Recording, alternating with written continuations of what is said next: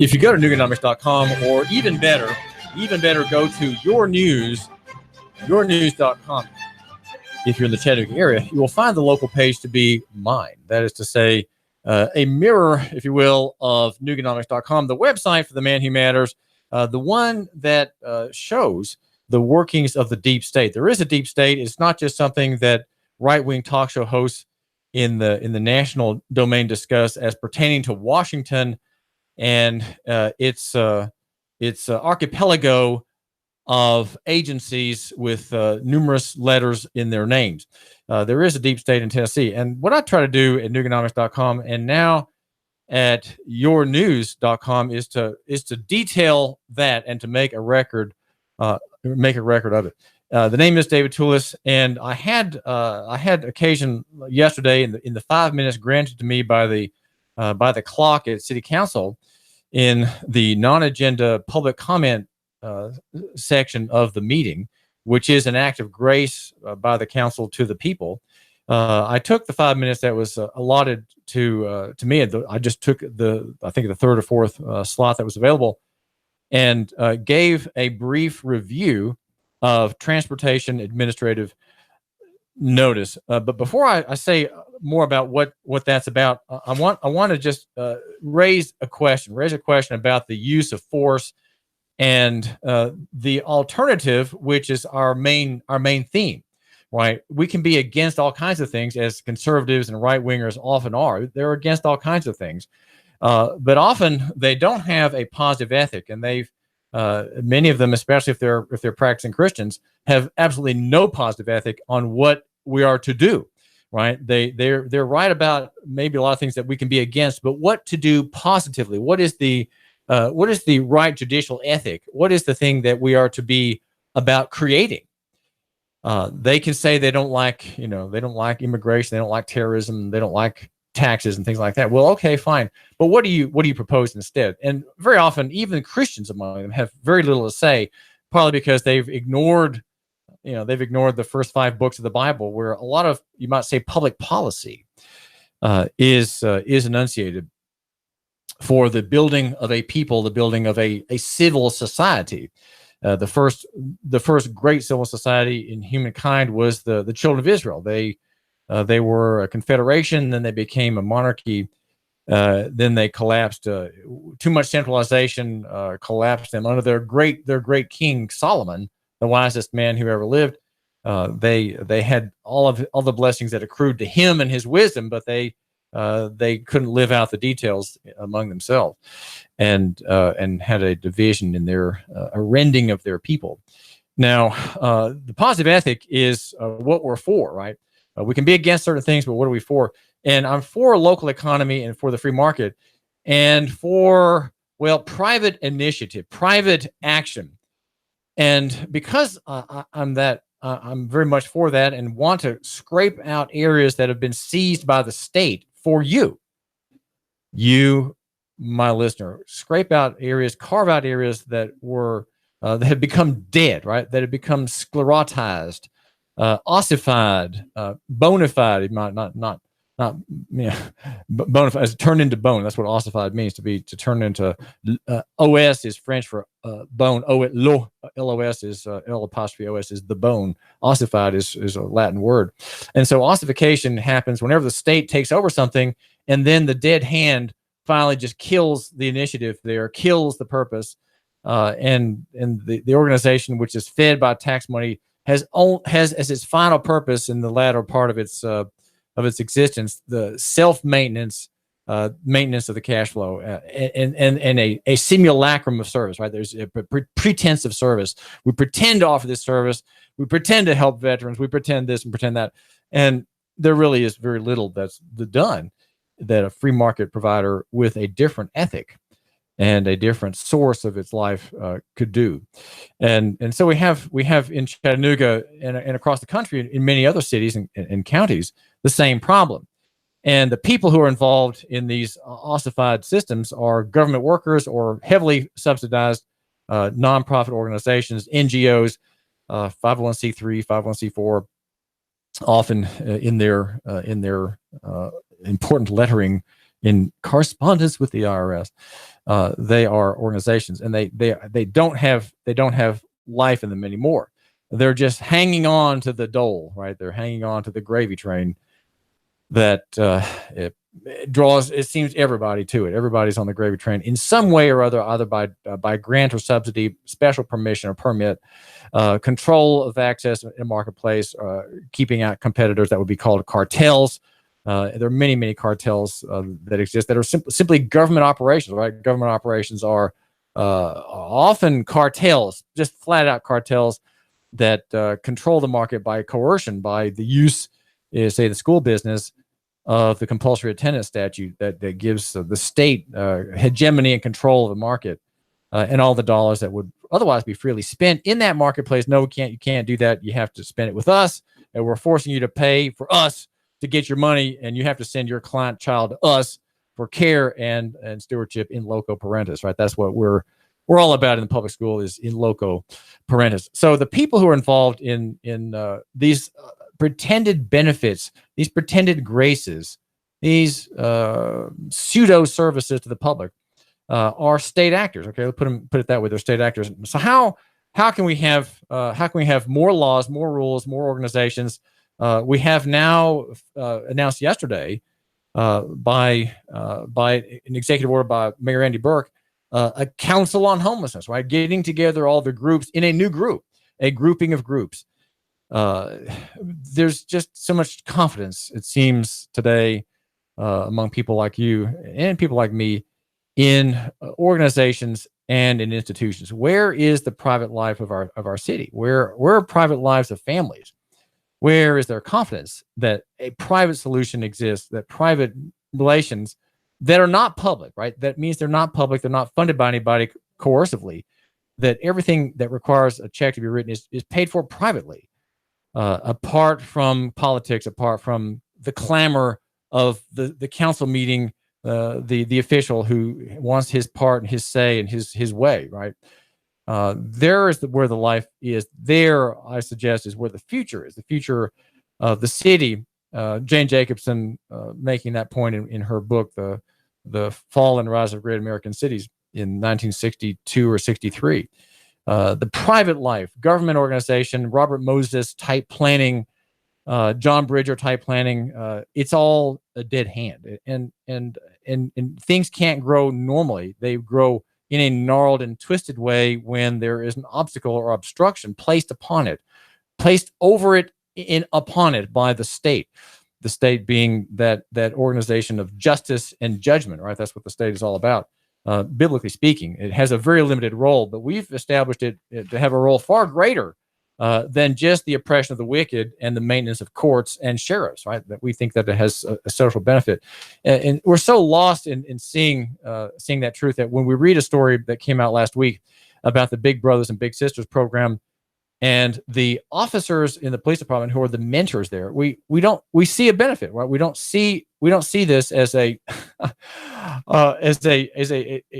ridiculous and somewhat trying bit of news at Nooga.com. In the picture at Nooga.com contributed photo, there's a shot that includes some police women talking to some kind of administrator of Greater Chattanooga Big Brothers Big Sisters, and then there's Victor Miller, the detective who is running for sheriff. He's in the picture as well, and it's called Bigs in Blue. And there's a quote from prepared statements all around here. David Roddy says, being trusted by our community is built one relationship at a time. Bigs in Blue, you heard that right, Bigs in Blue, is a meaningful way for CPD officers to be part of a child's life, providing guidance, friendship, and building relationships that positively affect the life of that child, our community, and our officers. And it's a big story for a minor commitment of 1 hour a week by the officer. The officer, who, of course, it maintains his military uniform, his armor plate, his magazines with 16-round clips, his 9mm automatic pistol, and his taser, right? His tear gas, his nunchuck, and his if he has that, and his binding instruments to bind people together, their arms together. They may spend time at lunch playing games or helping with homework. I've seen videos of police officers dancing and doing silly things. For me, they just kind of make me angry to watch that. Annoyed, and then when I'm really thinking clearly, it makes me angry to think that the police officers who are part of the occupation of the state of Chattanooga, right? That's what they represent. They're having fun, and here to big brothers and big sisters, they're providing emotional support, motivation, and to help improve the students' self-worth, according to a news release. Teresa Varos is quoted as saying, "I cannot think of a more important time than now for these officers to connect into Chattanooga's youth. The impact will be felt for years to come."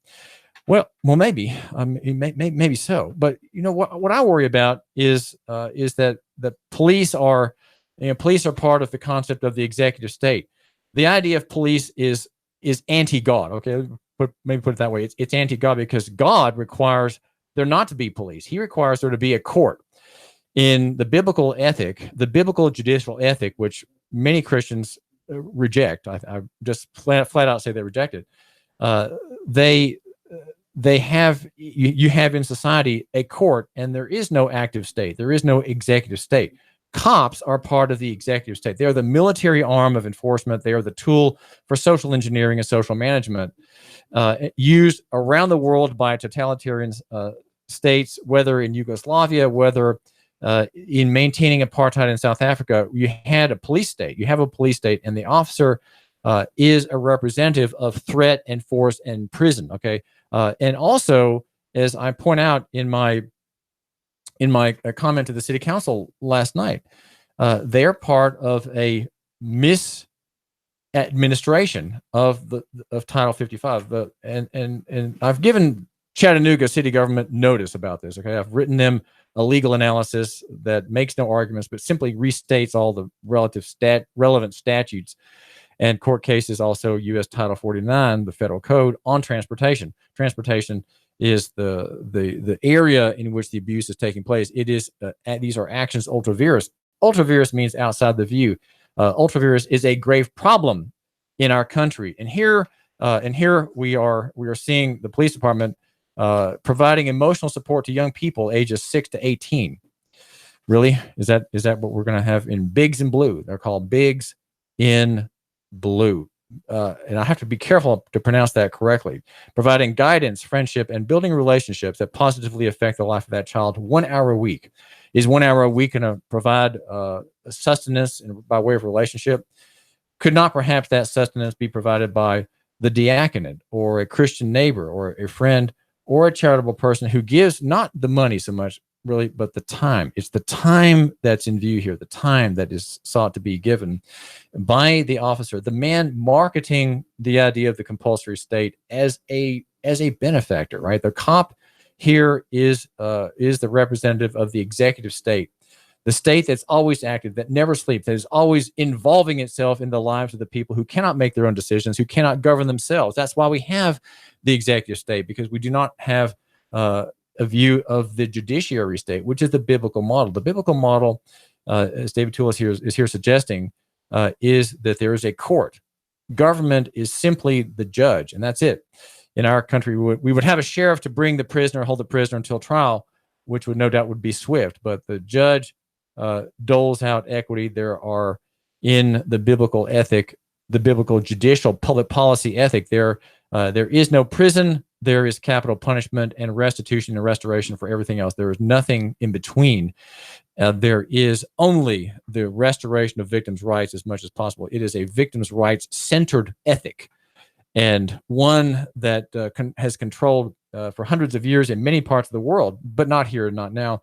We don't have that. We have rather the executive police state.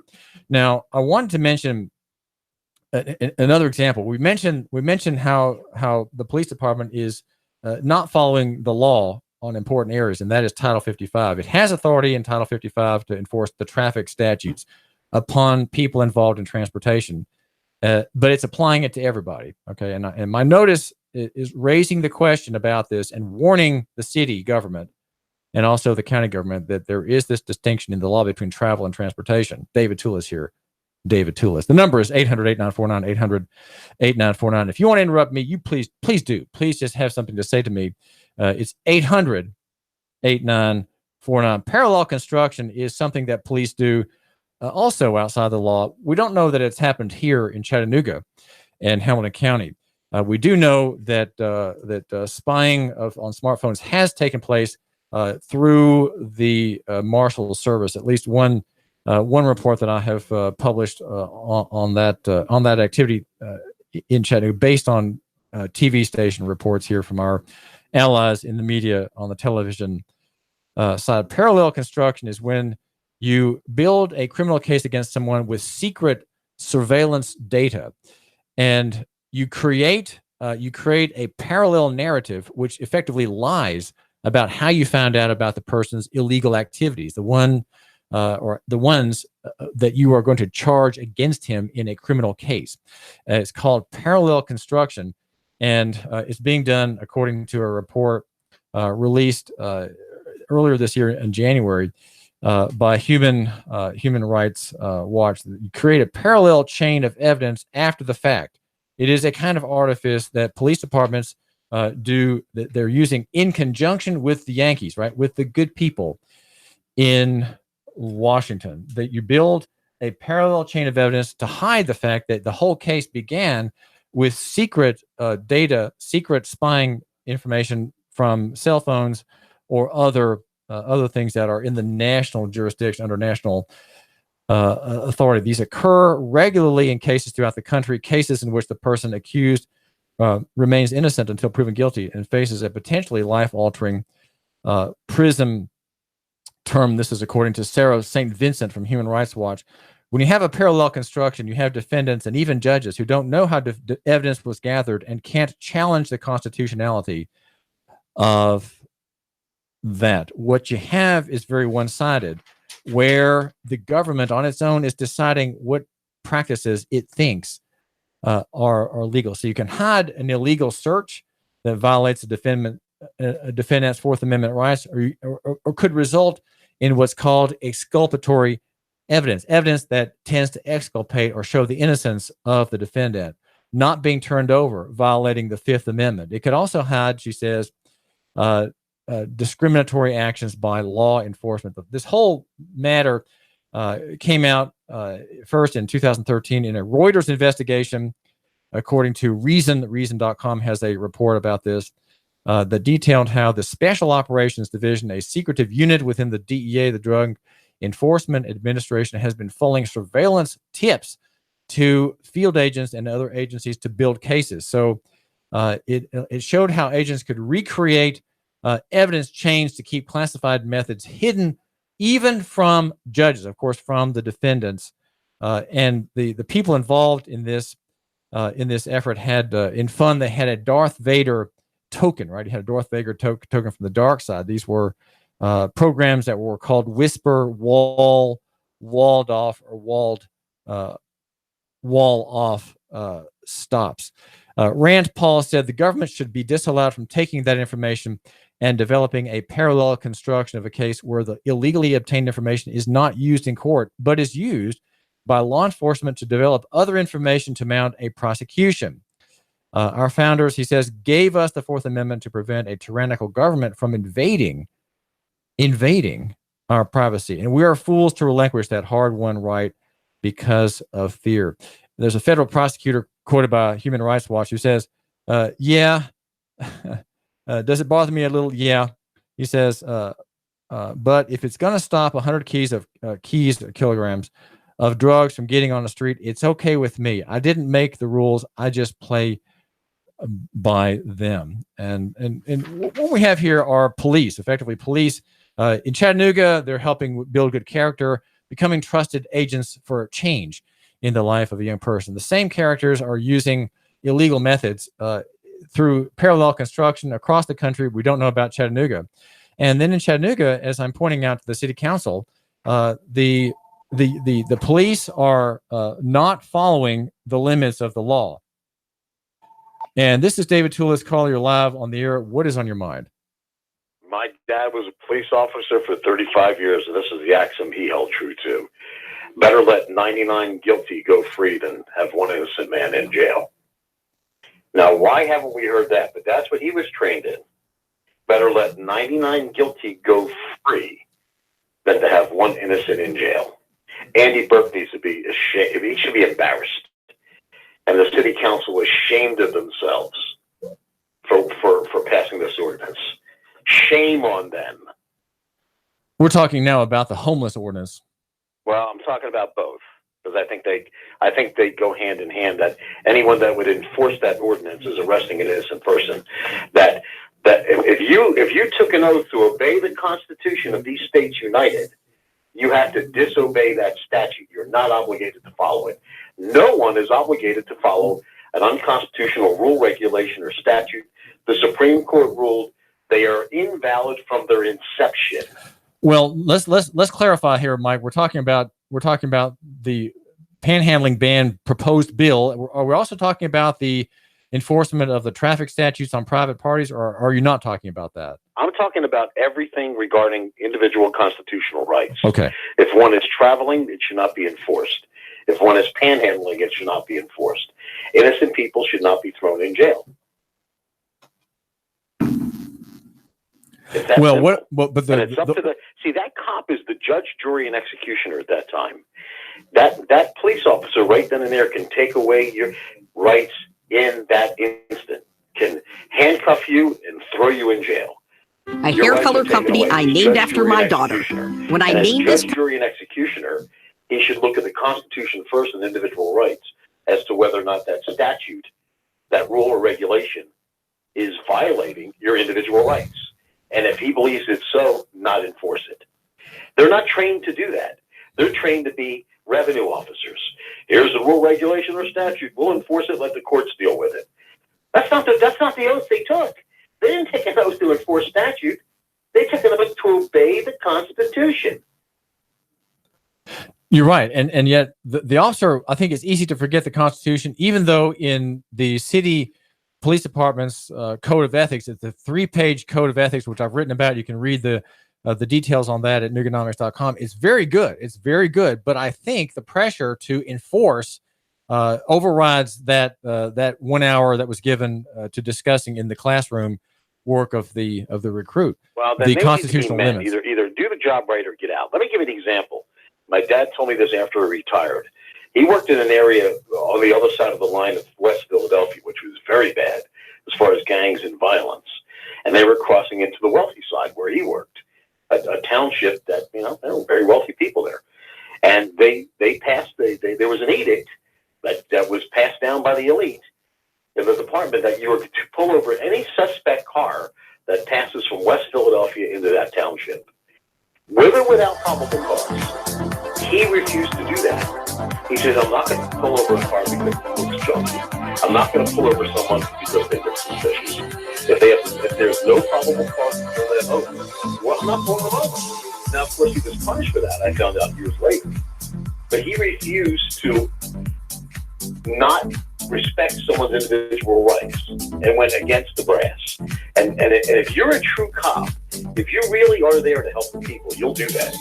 Thanks, Mike. Appreciate it very much. This is David Tulis, Nooga Radio. Chattanooga Morning News with Russ and Val. Weekdays from 6 to 9 a.m. on Nooga Radio.